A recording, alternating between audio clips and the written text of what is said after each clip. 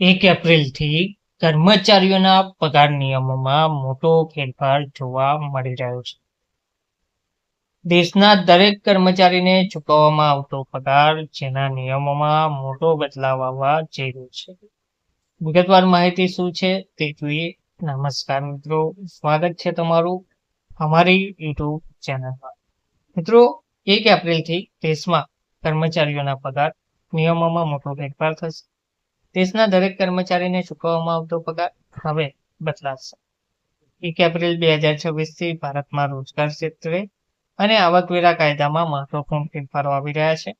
બહુચર્ચિત નવો રોજગાર કાયદો અને બજેટમાં જાહેર કરેલા નવા નિયમો કર્મચારીઓના પગાર માળખાને સંપૂર્ણપણે બદલી નાખશે.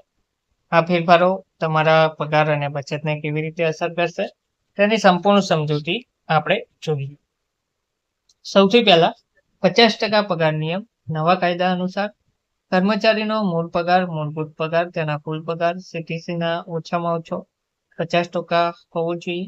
શું બદલાયું છે? અત્યાર સુધી કંપનીઓ કર બચાવવા માટે મૂળ પગાર ઓછો 25 થી 30% રાખતી હતી અને વધુ ભથ્થા, ઘરભાડું ભથ્થું, ખાસ ભથ્થું ચૂકવતી હતી.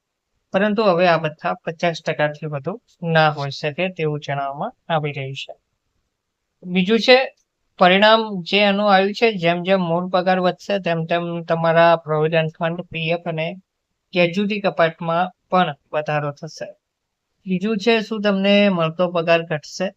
તો પ્રોવિડન્ટ ફંડ કપાત મૂળ પગારના આધારે કરવામાં આવતી હોવાથી તમારો માસિક પગાર થોડો ઓછો હોઈ શકે છે, પરંતુ તે તમારી નિવૃત્તિ બચત માટે સારું છે. કંપનીને તેમના પીએફ યોગદાનમાં પણ વધારો કરવો પડી શકે છે. ગ્રેજ્યુટી લાભોની વાત કરવામાં આવે તો નવા નિયમો મુજબ ગ્રેજ્યુટી મેળવવા માટે 5 વર્ષની વર્તમાન લઘુત્તમ સેવાઅવધિ કેટલીક શ્રેણીઓ જેમ કે કાયમી કર્મચારીઓ માટે ઘટાડવામાં આવે તેવી શક્યતા રહેલી છે. ઉપરાંત મૂળ પગાર વધી રહ્યો હોવાથી નોકરી છોડતી વખતે તમને મળતી ગ્રેજ્યુટીની રકમ પણ વધુ હશે. ચોથું છે કામના કલાકો અને રજાઓ. તો તેની વાત કરીએ તો 4 દિવસનું કામ.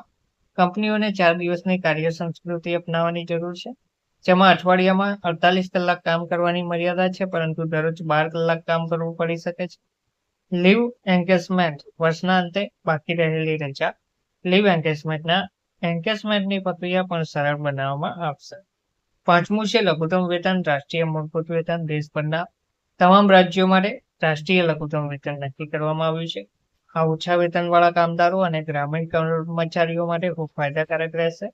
નોંધ આપેલ છે, જ્યારે આ નિયમો અમલમાં આવશે ત્યારે તમારી કંપની તેમની નવી પગાર વિગતો આપી શકે છે. તેમને કાળજીપૂર્વક તપાસવું પણ મહત્વપૂર્ણ રહેશે. ધન્યવાદ.